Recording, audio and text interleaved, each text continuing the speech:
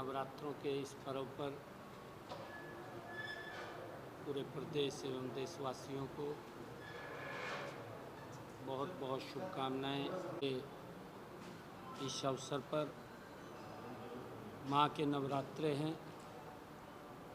मैं पूरे प्रदेशवासियों को, देशवासियों को बहुत बहुत शुभकामनाएं और बधाई देता हूँ। ये हमारे संस्कृति का आधार हैं। नवरात्रे माँ के जब शुरू होते हैं तो एक नई ऊर्जा का भी संचार होता है।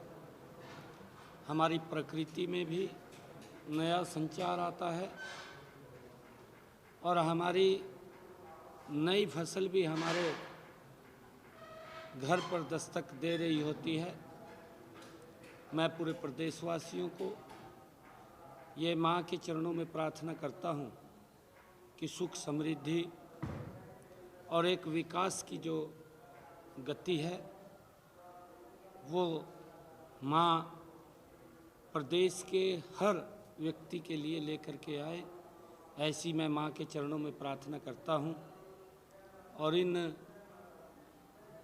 ऐसे महापर्वों के अवसर के ऊपर हमें मिलजुल करके, क्योंकि हम सब ये एकता के ये प्रतीक महापर्व हैं। आज ईद का भी महापर्व है, उसकी भी मैं सभी को बहुत बहुत बधाई देता हूँ।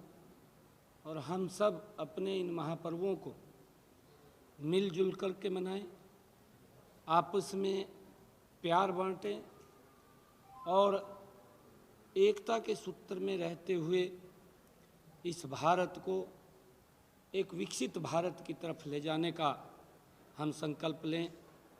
मैं सभी प्रदेशवासियों, देशवासियों को नवरात्रों की बहुत बहुत बधाई और शुभकामनाएं देता हूँ।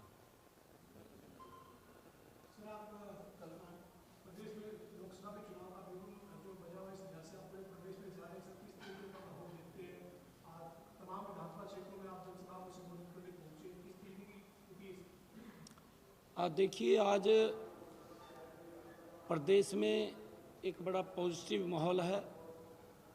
नरेंद्र मोदी जी की 10 वर्षों की नीतियाँ जो उन्होंने गरीब व्यक्ति के लिए काम किया है, चाहे वो प्रधानमंत्री आवास योजना के तहत 4 करोड़ लोगों को मकान बना करके इन 10 वर्षों में दिए हैं,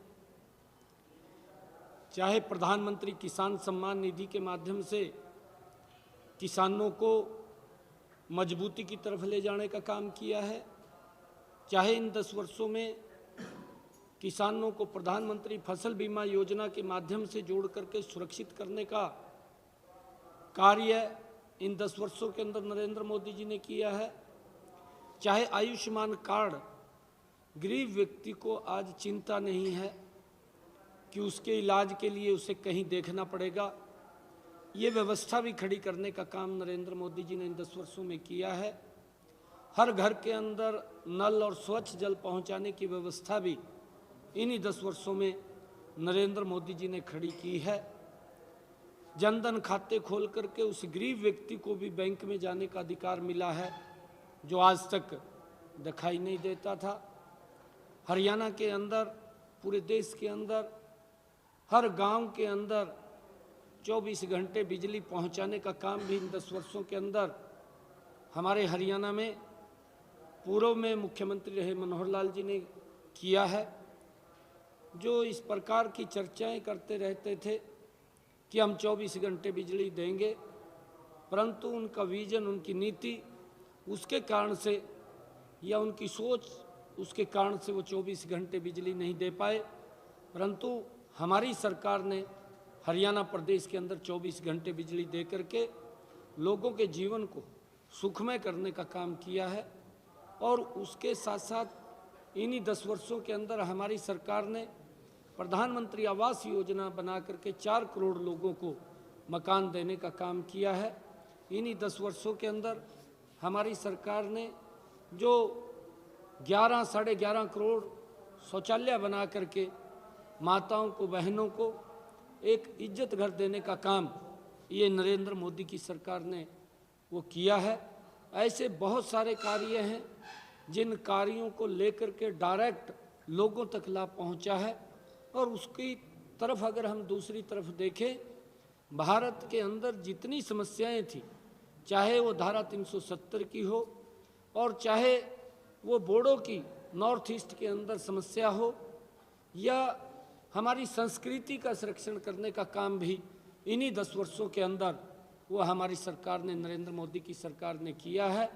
चाहे केदार बाबा के जीर्णोद्धार की बात हो, चाहे काशी विश्वनाथ के जीर्णोद्धार की बात हो, चाहे गुरु नानक देव जी का जहाँ प्रकाश पर्व हुआ है उस स्थान को करतारपुर कॉरिडोर के साथ जोड़ने का काम वो किया हो, और चाहे हमारे महाकालेश्वर उज्जैन के जीर्णोद्धार की बात हो, सोमनाथ मंदिर के जीर्णोद्धार की बात हो, हमारे कुरुक्षेत्र के अंदर भगवान श्री कृष्ण जहाँ गीता का संदेश भगवान श्री कृष्ण ने दिया, उस स्थान का भी जीर्णोद्धार करने की बात हो।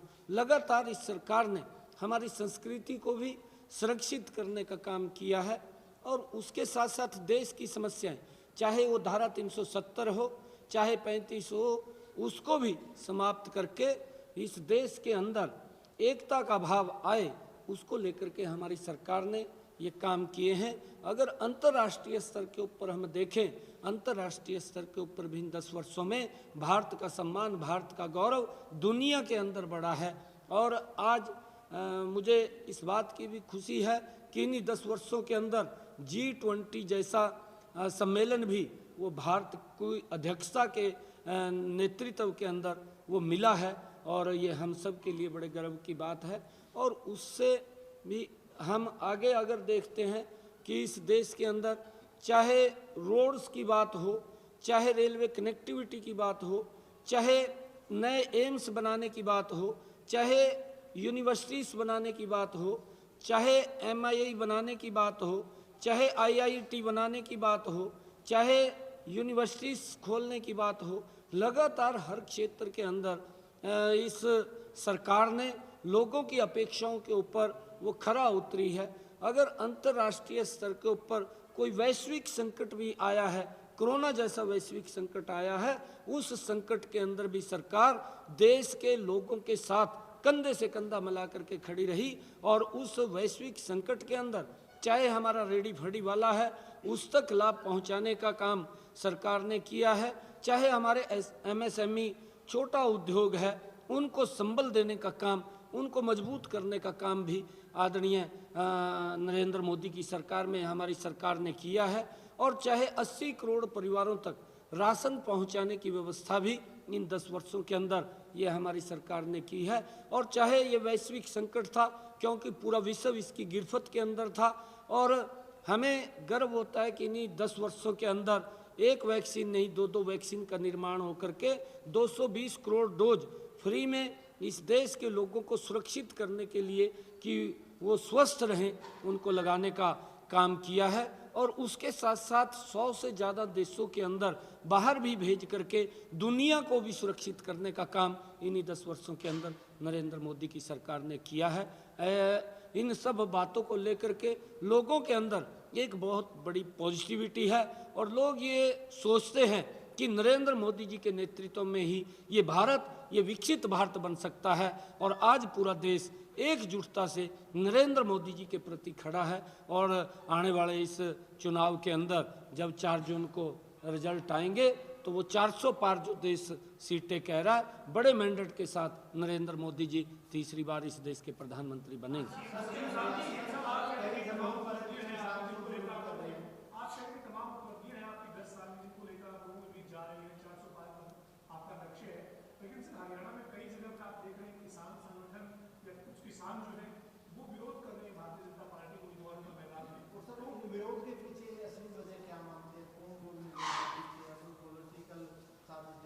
नहीं, देखिए, मैं सभी आंदोलनरत जो हमारे किसान भाई हैं, मैं अपील करना चाहूँगा, क्योंकि लोकतंत्र का पर्व है और इस प्रकार से कोई भी दल है, कोई भी नेता है, जब वो लोगों के बीच में जा रहा है, इस प्रकार का विरोध वो ठीक नहीं है।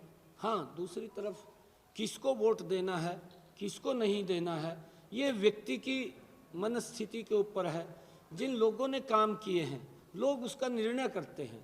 हर नेता जाकर के अपनी अपनी बात लोगों के बीच में रखता है, और अगर इस प्रकार का विरोध अगर करते हैं तो कहीं ना कहीं लोकतंत्र को ये दबाव होता है, और इस प्रकार का सिस्टम नहीं होना चाहिए। लोकतंत्र है, लोकतंत्र का पर्व है, और ये देश के 140 करोड़ लोग और हरियाणा के 2 करोड़ 80 लाख लोग ये मिलकर के इस पर्व को मनाते हैं, ताकि हमारे देश में स्वच्छ सरकार बने, जो देश के लोगों की चिंता करने वाली सरकार बने, जो देश को एक विकास की गति के ऊपर ले जाने वाली सरकार बने। ये लोगों की अपेक्षाएं होती हैं। लोकतंत्र का पर्व है, इस पर्व के अंदर हम सब ने मिलकर के मनाना चाहिए। इस प्रकार का जो विरोध करते हैं वो ठीक नहीं इस लोकतंत्र के अंदर। मैं उन सब से अपील करना चाहूँगा जो हमारे आंदोलनरत किसान हैं कि आप जो आपके मन में आए कि किसको वोट देना है,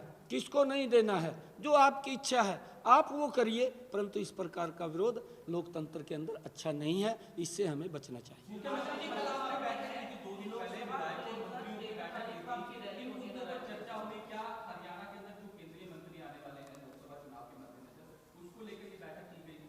नहीं, देखिए, लोकसभा का चुनाव चल रहा है, बहुत सारे काम वो हमारे केंद्र सरकार ने किए हैं, प्रदेश सरकार ने किए हैं, चाहे बिना पर्ची बिना खर्ची के। आज अगर हम देखें, आज युवाओं का जो विश्वास 2014 से पहले खत्म हो गया था, और वो ये सोचते थे कि नौकरी पढ़ने से नहीं, नौकरी तो किसी के चक्कर काटने से मिलेगी। आज वो विश्वास युवाओं के अंदर जगा है। आज उनको लगने लगा है कि नौकरी चक्कर काटने से नहीं, नौकरी तो हमें पढ़ने से मिलेगी। आज हमारा युवा का जो विश्वास जमा है, आज हम देखते हैं कि हमारा युवा मेहनत करता हुआ नजर आ रहा है। आज महिलाओं के लिए जितने काम किए हैं, महिलाओं को सशक्त करने का काम इन 10 वर्षों के अंदर नरेंद्र मोदी की सरकार ने किया है। आज हम देखते हैं कि कमीशन के अंदर भी हमारी बहनें बेटियां जो हमारी रक्षा सुरक्षा के लिए बॉर्डर के ऊपर खड़ी हैं, वो भी एक उनको सशक्त करने का काम इन 10 वर्षों के अंदर हुआ है। मुझे खुशी है इस बात की बताते हुए कि आदरणीय प्रधानमंत्री नरेंद्र मोदी जी ने जब आह्वान किया था बेटी बचाओ बेटी पढ़ाओ का, उसका परिणाम ये निकला कि इन 10 वर्षों के अंदर लाखों बेटियों को जीवन दान मिला है। हर हमारी बेटियां विकास की ऊंचाइयों को हर क्षेत्र के अंदर छू रही है, चाहे वो इंडस्ट्री का क्षेत्र है, चाहे वो कॉरपोरेट का क्षेत्र है, चाहे वो प्रशासनिक क्षेत्र हो, चाहे वो किसानी का क्षेत्र हो। हर क्षेत्र के अंदर हमारी बहनें, हमारी बेटियां विकास की ऊंचाइयों को छू रही हैं। उनको सशक्त करने का काम नरेंद्र मोदी जी ने किया है, और आगे भी आदरणीय प्रधानमंत्री जी ने ये पहली बार लंबे समय से जो हमारी बहनें इंतजार कर रही थी कि उनको लोकसभा के अंदर महिला आरक्षण बिल जो पिछले लंबे समय से रोका गया था, उनके साथ लगातार वो अत्याचार होता था, परंतु आदरणीय प्रधानमंत्री जी ने उस महिला आरक्षण बिल को लोकसभा में ला करके उन बहनों को और सम्मान देने का काम किया है। उनकी सोच आदरणीय प्रधानमंत्री जी की कि इस देश के विकास में महिलाओं की भी बड़ी भागीदारी उसके अंदर होनी चाहिए, और उसको लेकर के ये बिल आदरणीय नरेंद्र मोदी जी ने वो पास किया है। और उसके साथ साथ मैं आपको बताना चाहता हूँ कि नरेंद्र मोदी की सरकार ने कि हमारी बेटियां आगे बढ़ें और उनके लिए नए नए रास्ते वो खुले, उसको लेकर के भी नरेंद्र मोदी जी लगातार महिलाओं को सशक्त करने का काम वो किया है। इन्हीं 10 वर्षों के अंदर नरेंद्र मोदी की सरकार ने किसानों को भी मजबूत करने का काम किया है। अगर 2014 से पहले की हम बात करें, जितने कार्य नरेंद्र मोदी जी ने अब किए हैं, अगर मैं आपको बताना चाहूँ कि जो कांग्रेस के विपक्ष के लोग इस प्रकार का दुष्प्रचार करते हैं कि किसान की हालत खराब है, अरे 55 साल तक 60 साल तक इस देश के ऊपर शासन आपके दल ने किया है, कांग्रेस का शासन रहा है। अगर 55 और 60 साल के अंदर अगर किसानों की दुर्दशा हुई है तो इसका डायरेक्ट जिम्मेवार अगर कोई है तो वो कांग्रेस पार्टी है। वो ये घमंडिया गठबंधन के लोग हैं जो मिलकर के वो योजना वो नीति नहीं बना पाए, परंतु नरेंद्र मोदी जी ने इन 10 वर्षों में किसान को भी विभिन्न योजनाएं बना करके उनको सशक्त मजबूत करने का काम किया है। अगर हम देखते हैं 2014 से पहले और 2014 के बाद जो किसानों के हित में काम किए हैं, तो एक जमीन आसमान का अंतर वो नज़र आता है। लगातार किसान को मजबूत किया जा रहा है, चाहे उनको प्रधानमंत्री किसान सम्मान निधि हो, चाहे प्रधानमंत्री फसल बीमा योजना हो।